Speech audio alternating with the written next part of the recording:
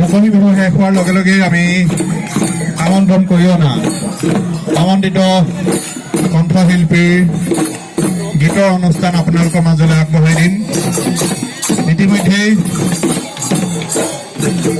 বাদ্যযন্ত্ৰৰ সংগতকাৰীসকল সজু হৈছে আৰু খন্তেক সময়ৰ পাছতেই আমি আজিৰ সংগীতৰ অনুষ্ঠান আমন্ত্ৰিত শিল্পীৰ সংগীতৰ অনুষ্ঠান আপোনালোকৰ মাজলৈ আগবঢ়াই দিম। মুকলি বিহু শেষ হোৱাৰ লগে লগে আপোনালোকৰ মাজলৈ আমি আমন্ত্ৰিত সংগীত শিল্পী